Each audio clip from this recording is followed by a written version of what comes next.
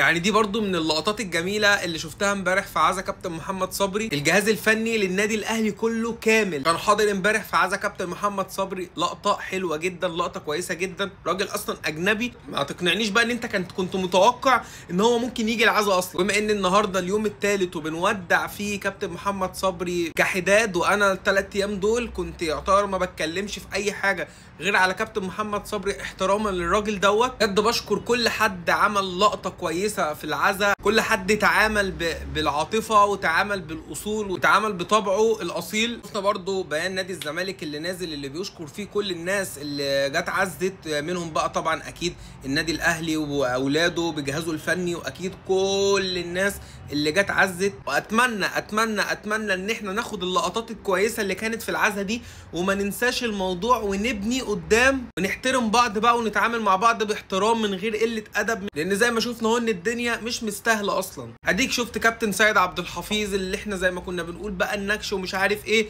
اديك شفت كابتن وليد صلاح الدين في العزا، مدرب الاهلي الجديد موجود، جهاز الفني للاهلي كله موجود في العزا امبارح. نجوم الاهلي كلها ونجوم الكره المصريه كلها كانت موجوده امبارح وبيبوسوا بعض ويحضنوا بعض. خلاص نبني بقى وبلاش ننسى، يعني نبني الجديد وبلاش ننسى القديم. مش نتعامل مع بعض باحترام دلوقتي وبعد اسبوع نرجع نشتم في بعض تاني، لا احنا عايزين عادي يبقى في منافسه وفي تحفيل وفي نكش وكل حاجه، ولكن باحترام مش اكتر من كده. الناس الكبيره اكيد فاهمه الكلام دوت، انا هنا قصدي وبتكلم على الناس الصغيره اللي مش فاهمه. انت ممكن واحد كبير دلوقتي يجي يقول لي يا عم ما احنا عارفين الكلام اللي انت بتقوله ده، هو ايه الجديد يعني؟ ما هي مش جديده علينا بتاع.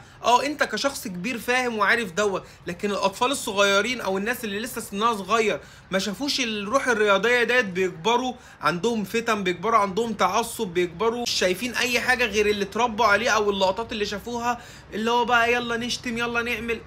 ممكن انت تكون عارف ده لكن غيرك سنه صغير لسه ما يعرفش الكلام ده، فواجب علينا ان احنا ننبهه ونعرفه الصح من الغلط.